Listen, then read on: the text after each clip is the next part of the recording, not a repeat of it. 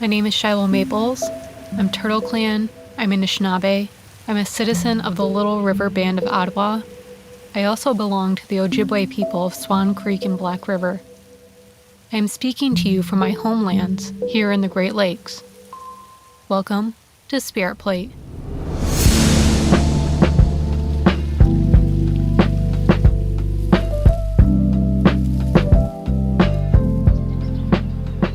In this space, we will talk about Indigenous foodways as means of resistance, resilience, and revitalization.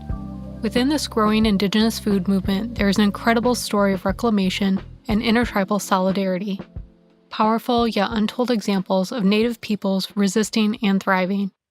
The stories of our foodways are one of the greatest testaments of Indigenous brilliance and our beauty of spirit. But before we can talk about Indigenous peoples' food traditions, and contemporary efforts to revitalize their food systems, we have to understand the history of disruption that makes this work necessary. Today, we'll speak with Eric Hemenway, the Director of Repatriation, Archives, and Records at the Little Traverse Bay Band of Odawa, about the policies and events that took place throughout the Allotment Era, and how those impacted Odawa relationships to land. So before we start the interview, could you please introduce yourself in any way that you would like? Sure. So I'll try to introduce myself in my native tongue of Anishinaabe. Ginebik Indiznakas on Matikamek Waganuksing and Donjiba, Anishinaabe Odawa Endau, Jinage Archives Records for the Waganuksing Odawak, and Jijak and Dodem. So that is a little basic introduction of who I am. My English name is Eric Hemenway. One of my native names is a snake. I am from Cross Village, Michigan. I am Anishinaabe Odawa, and I am the Director of Archives and Records for the Little Traverse Bay Band of Odawa Indians. Thank you for joining me today, Eric. So the first thing I was hoping that we could talk about is allotment. So the Allotment and Assimilation Era, from my understanding, took place roughly between 1887 and the early 1930s. Paint us a picture of what's happening in Indian country in the 1880s. Well, before we paint the picture of the 1880s and we talk about assimilation era, my historical opinion of this is the assimilation period started in 1492 with Columbus landing, and then it just progressed with each subsequent European nation coming here, whether it's the Spanish, the French, British, Dutch, and lastly, the creation of the United States of America. So this idea of this assimilation starts very early and builds on itself, that Europeans and Americans see natives, tribal nations as savages, heathens, pagans, uncivilized, and it's their duty to civilize them by a whole plethora of means and by any means necessary. So by the time we get to the 1880s, the tribes have been just gone through literally centuries of conflict. They've gone through centuries of policies forced upon them to change. And by the 1880s, for lack of a better term, tribes have been ground down.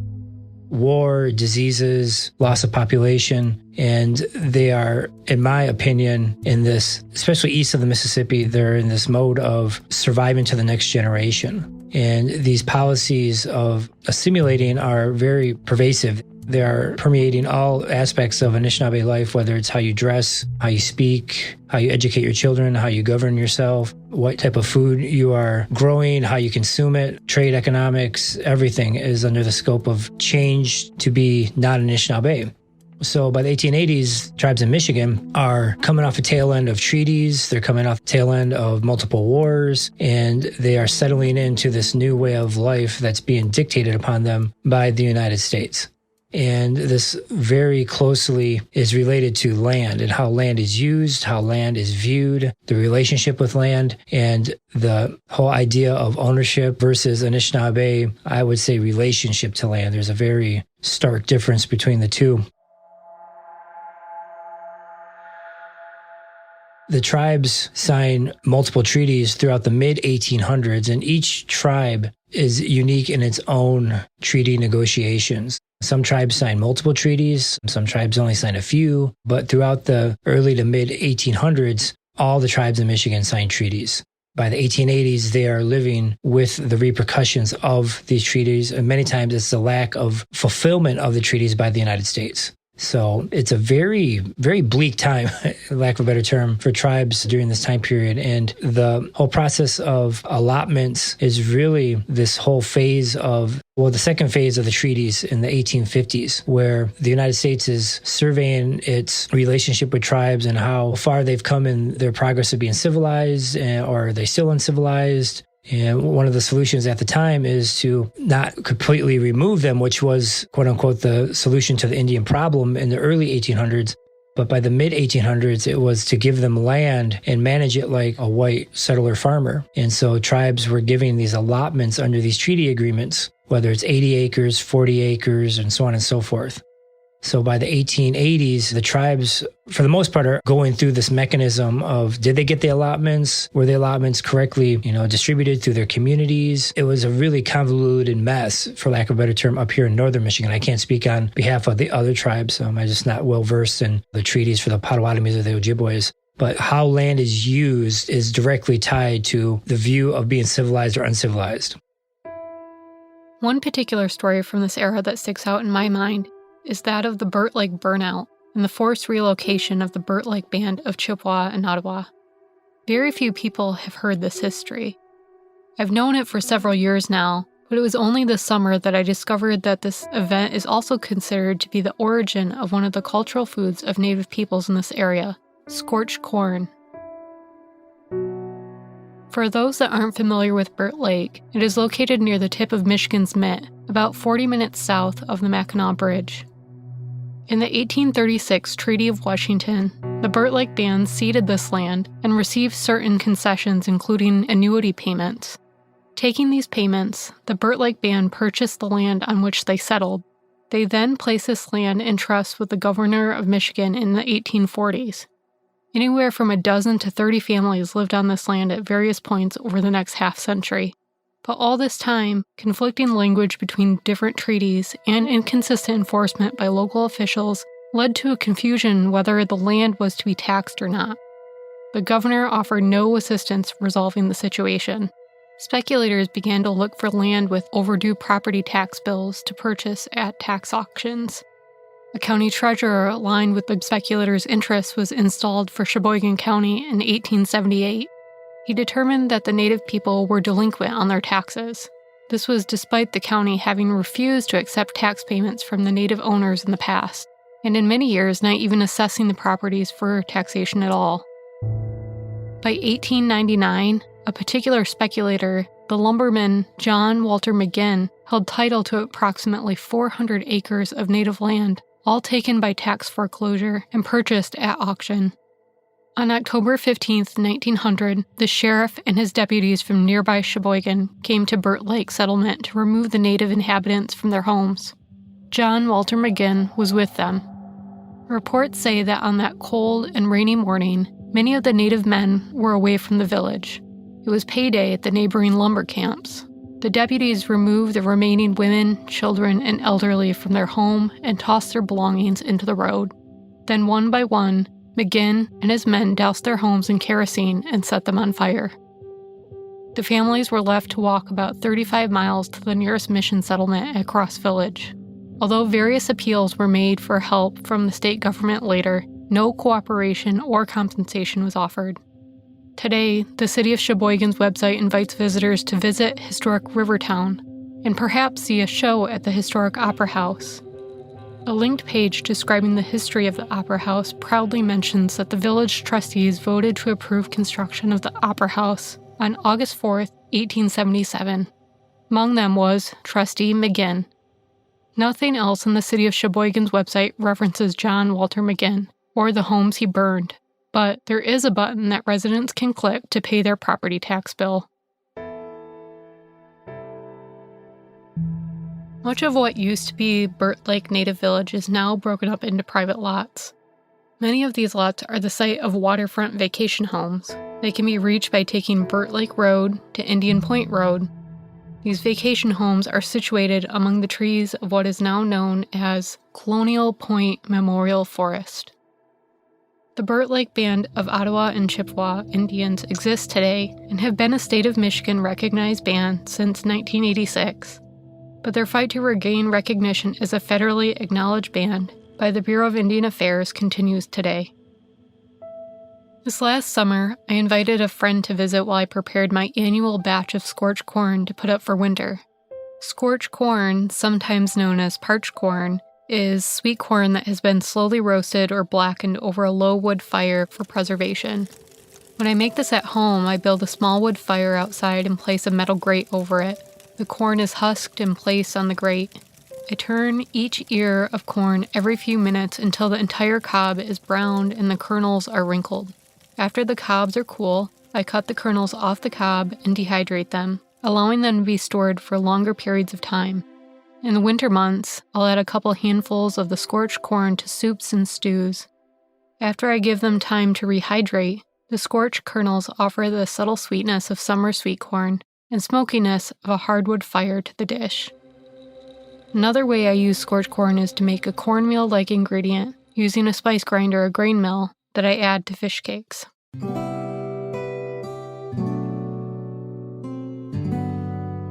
Here's my smoky fish cake recipe if you'd like to try it at home. For this recipe, you'll need these ingredients. 1 pound of cooked fish, your choice. I prefer salmon. Sometimes I use a mixture of salmon and smoked fish, like trout or whitefish. You can use canned fish or fillets, again, your choice. 2 medium sweet potatoes, 2 green onions finely chopped using both the white and green parts, 1/2 of a red bell pepper finely chopped, 1/2 of a teaspoon of smoked paprika, 3 to 4 tablespoons scorched corn flour, and a couple of small pinches of salt.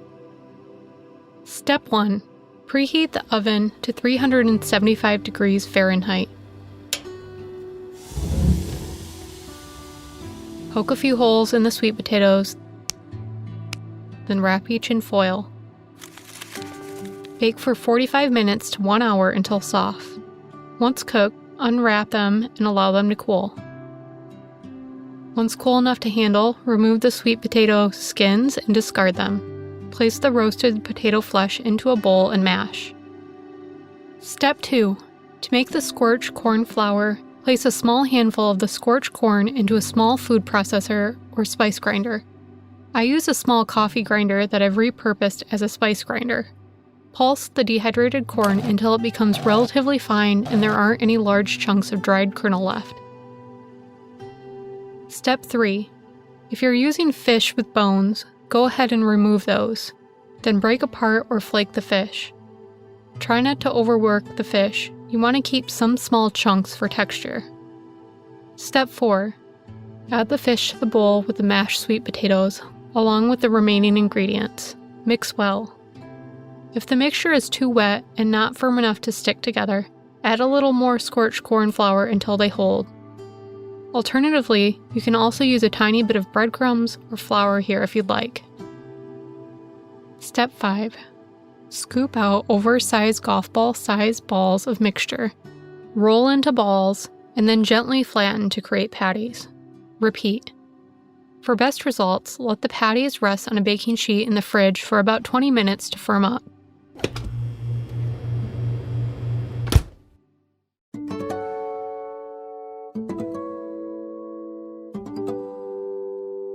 Step 6. At this point, you can cook them in a nonstick skillet on medium heat, about 2 to 3 minutes on each side or until golden brown. Alternatively, you can place them on a greased baking sheet and let them cook in the oven at 375 for about 15 to 20 minutes. Since the fish are already cooked, you don't really need to cook them long, just long enough to warm them through and the edges to start to become golden brown. This will make about 8 servings depending on the size of your patties. One of the things I love most about this fish cake recipe is that you can use just about any fish you like or have on hand. It's a great way to use leftover fish or sweet potato. Plus, you can swap out any spices you like.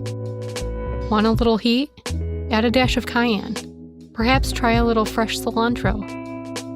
Sometimes, if I'm looking for something with a little sweetness, I'll skip the bell pepper and throw in a handful of dried cranberries and chopped hazelnuts. The possibilities are endless.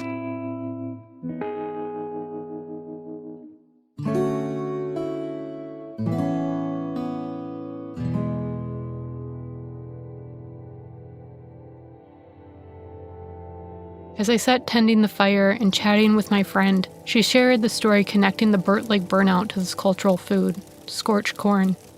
The story goes that following the horrific events of the burnout, Native families faced the difficult decision of which of their belongings they would carry with them. A precious few were able to recover remnants of their food reserves, including some of their now scorched corn. Over the years, I've learned ways in which land and food were weaponized against Indigenous peoples. Many similar stories have surfaced. From the American Revolution to westward expansion after the Civil War, scorched earth tactics were used to destroy Native communities' food supply and force them into compliance with colonial agendas, slaughtering herds of animals and burning fields of crops. Most of these actions went by without notice from settler society, and if they were noticed, they were tolerated or celebrated. Perhaps surprisingly, the Burt Lake burnout was decried at the time. The Detroit Free Press rallied against the, quote, tax fiend, who had obtained his land due to the criminal mismanagement of state and local officials. But the McGinn family held on to that land for decades, and the story slipped away. Meanwhile, the Burt Lake Band of Chippewa and Ottawa continues to fight for federal recognition. As we were starting to talk about the General Allotment Act of 1887, also known as the Dawes Act, can you tell us what allotment was about? You started to talk about this a little bit already, but what did these allotments look like?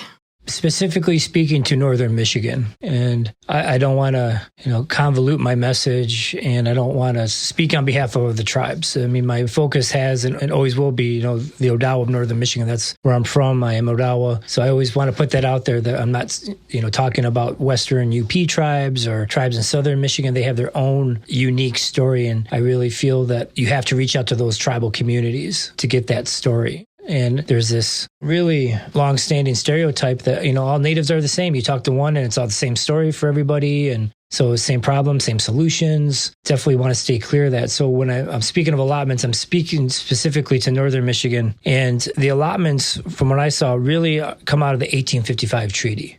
So the Odawa of northern Michigan signed a very large treaty in 1836. And you can't talk about 1855 treaty without talking about 1836, because they are very much interrelated. And you also have to look at the historical context of the time period where forced removal is the law and its reality in the 1820s, 30s, and 40s for tribes east of the Mississippi. So the tribes in northern Michigan, the Odawas, they see what's happened and they make a preemptive move to negotiate a treaty in 1835-36 called the Washington, D.C. Treaty of 1836. Delegates from northern Michigan got in birch bark canoes and they paddled to Washington, D.C. in November of 1835, and they went to negotiate this treaty. So a very courageous move to travel on the lakes that late, very dangerous, but they had to in order to secure, a place in their homelands or be removed. So they signed this treaty, and it was an imperfect agreement. And in the agreement, it said that after 5 years, the United States can remove the tribes if they so choose. The tribes knew this, but what could you do? You had to sign the treaty to at least buy you some time. Otherwise, you were going to be removed. There was removal in Michigan, down by Kalamazoo and Battle Creek. The Army was literally rounding up Potawatomis and removing them west. So it was coming north. So we made this agreement, and then after the 5-year period, the tribes knew that they had to get into another agreement to solidify their home base, and that leads into the 1855 treaty. So there's changes in administration, there's changes in leadership, the presidency, everything. But there's still this mindset that the tribes need to be civilized. They're still savage. But how you civilize them starts to take a different path. And part of that path is giving them allotments, 40, 80 acres per head of household, and really changing their relationship with land so that they are mimicking their white settler neighbors, where you're having farm animals, you're growing the same type of crops. And so this allotment for the northern Michigan tribes is a little bit different than other tribes across the country. And these tribes here in northern Michigan were supposed to be able to choose whatever sections of land best suited them. But the allotment process became very complicated, very messy. There was a large turnover, not just in administration, but workers, sometimes literally year by year. You'd have a new Indian agent or a new commissioner of Indian Affairs, and sometimes you'd have to start the process all over. Maps would get lost. There was corruption where people were selling lands and allowing people that were not native to go onto these areas called reservations and make selections. And Also, at the same time, there's still diseases going through and hammering populations. So there's a lot of moving parts to the allotment process in northern Michigan, but it is written into the treaties that the northern Michigan Odawa signed. They knew they had to get into this process to keep a permanent home base, and that's what they did. Because if you don't make the treaty, there's still a waning threat of removal. By the 1850s, tribes weren't being removed as much east of the Mississippi, but they needed to do this to make sure that that home base was solidified. Yeah, thanks. And I really appreciate your commitment to sharing a very specific story. That's really, I think, one of our big hopes with speaking to different people throughout the show is to have these specific stories. You spoke about this a little bit already, about how the policy tried to change Native communities' relationship to land. Could you talk a little bit more about like the long-term or initial impacts of allotment on the Odawa community? Sure. So this idea of how a human, interacts with their land is directly tied to the idea if they're savage or not. These tribal communities originally utilized millions of acres of land to carry out their way of life. They were moving with the seasons, they moved with the resources. There was this constant ebb and flow of how you interacted with your environment. So, for example, Odawas in northern Michigan, they would go south for the winter. And I'm not saying like Florida or Tennessee, they weren't resorting or, they weren't snowbirds. They'd go to like Grand Rapids. It's like... Or, even Chicago. I mean, they went south and they went into wintering camps and came back in the spring and, made maple sugar, planted their crops, went the spring fish runs, and started to revive the cycle, relive the cycle. And by summer, you're hunting, you're gathering, you're carrying out your ceremonies, and fall, you're harvesting and getting ready for winter. But you needed a lot of space to do this. And the Anishinaabe people had this. They would, go to where the resources were plentiful. They could go and let the area replenish, which was they were very mindful of. They wouldn't stay in one area too long because you're exhausting the land and everything around it. So with the arrival of Europeans, they seen this as savage, that people should be, managing small parcels of land. They should be staying in one spot. They should be farming. And we did farm. That's a big misconception that Native people didn't farm. We absolutely had all kinds of gardens and farms. We grew corns, beans, squash, melons. We were farmers by all intent and purposes. We just didn't have the farms like Europeans. Since we didn't have those similar farms, we were deemed savage. And the whole idea of civilizing us tied very closely to land that you had to stop roaming. And that's what they called what we did. We roamed. That's the furthest thing from the truth. We had multiple home bases. We were just very in sync with our environment. So this idea of having the native populations relegated to one specific tract of land, the idea started with contact, because that's the idea that they brought from Europe. It just took them centuries, decades to implement that idea onto us. And when that did happen, the tribes, were stuck in a real rock and a hard place. If you fought against the policy, what were the alternatives? Removal, or some tribes would remove themselves. And so there's large numbers of Odawa from northern Michigan in the 1800s. They relocated. They went to Canada. And they went to a place called Manitoulin Island. And they did so because they didn't want to go to Kansas. That's how real the threat was, that, hundreds of Odawa left to stay in the Great Lakes. But many obviously stayed, and they just adapted. And to go from having access to millions of acres to, 80 acres or 40 acres, but they also had access to the ceded territories of these treaties. So when the tribes signed these treaties, they ceded millions of acres literally to the United States. And part of this agreement was they would have access to that ceded territory until it was needed for settlement. So they would still have access to the medicinal plants, a lot of the trapping and hunting and so on and so forth. So they had that in mind. But to stay in one area, it took decades to get to that spot. But once it happened, it was essentially permanent. You had to pick that one allotment. And most allotments picked by the Odawa were in their traditional old school Odawa villages and homelands. So that's a big difference. I want to differentiate between some of the other removed tribes or, they're being forced in these areas. The Odawa of northern Michigan saying, we want to stay in this area. We were here before contact. This is where we want to stay. I'm wondering, too, are there other specific stories or history that you'd like to share specifically from the Odawa from this time around allotment? Well, that from this allotment era, the allotment era, in my mind, started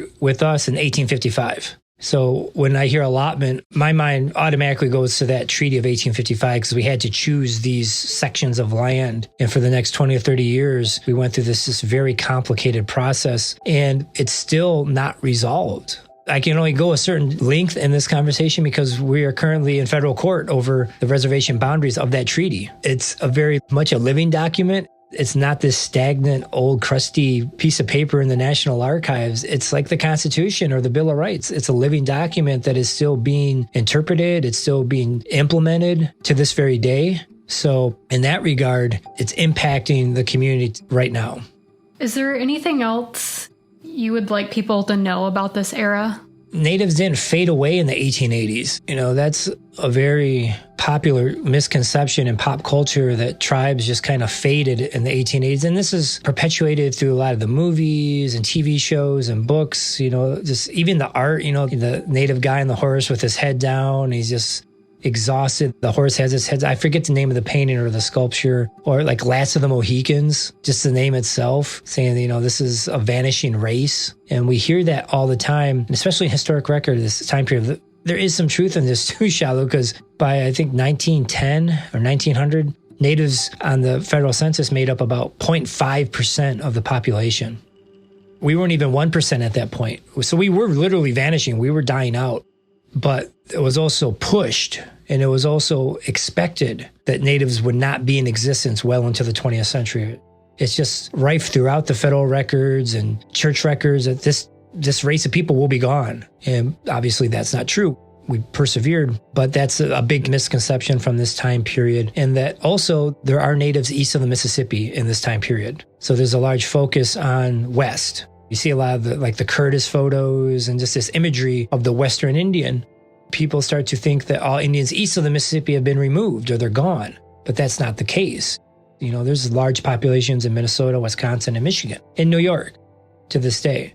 But that's also this stereotype that all the natives are gone east of the Mississippi. We know that to be false. Great, thank you.